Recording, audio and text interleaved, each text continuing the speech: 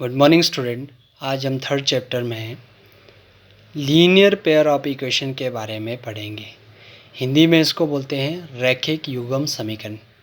जिस समीकरण में x और y की घात 1 होती है वही लीनियर पेयर ऑफ इक्वेशन होता है, रैखिक युग्म होता है। इस तरह का समीकरण जैसे a1x प्लस b1y प्लस आका c1 बराबर है 0। दूसरा समीकरण है a2x plus b2y plus c2 बराबर है 0। इस तरह का युग्म क्या हो गया? लीनियर पेयर ऑफ इक्वेशन का हो गया, रैखिक युग्म हो गया। अब हम इसके नेचर यानी कि इसके नेचर क्या होते हैं, इसकी विशेषता क्या होती है।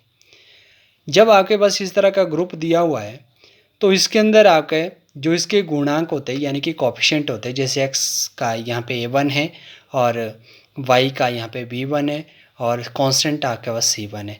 दूसरे वाले समीकरण में x का गुणांक यानी कि कोफिशिएंट a2 है और y का कोफिशिएंट यानी कि गुणांक आका b2 है और यहाँ पे c2 आका कांस्टेंट है। अब इसका नेचर क्या होता है?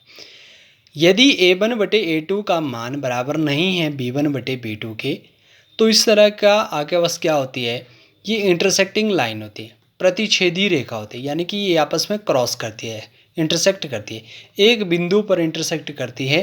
तो जहाँ एक बिंदु पर मिलती है तो वहाँ पे एक हल निकलता है, इसलिए इसको बोलते हैं अद्वितीय हल यानी कि यूनिक सॉल्यूशन, यानी कि एक हल बोला जाता है। दूसरा नेचर आपके पास ये है कि a1 बटे a2 ये बराबर है b1 बटे b2 के, परंतु c1 बटे c2 के बराबर नहीं है।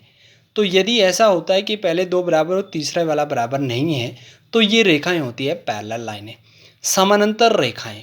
समानांतर रेखाएं कभी भी आपस में नहीं मिलती है।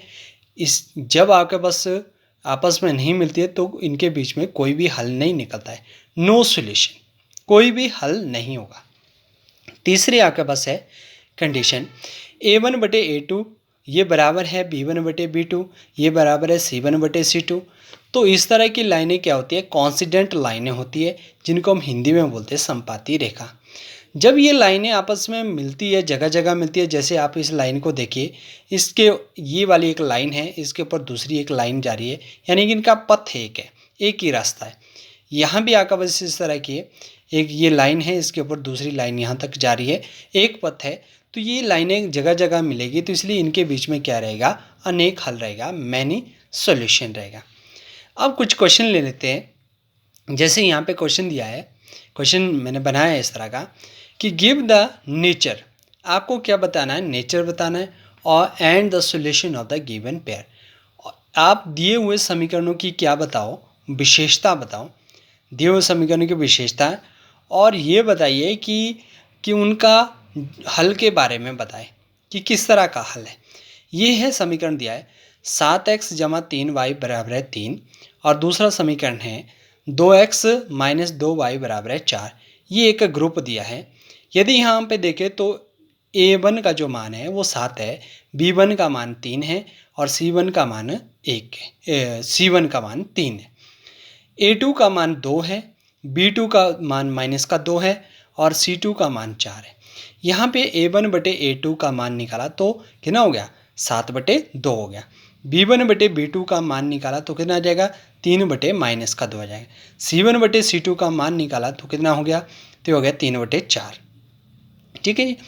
उसके बाद आप देख रहे होंगे कि a1 बटे a2 का मान बराबर नहीं है b1 बटे b2 के।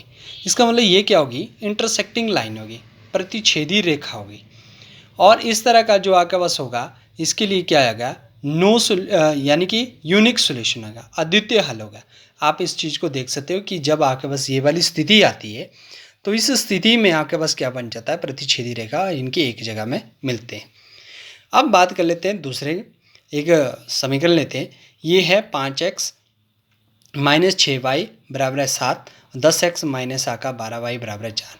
यदि a1 बटे a2 का मान देखें, यहाँ तक 5 बटे 10 हो जाएगा, यानी कि 1 बटे 2 आ जाएगा।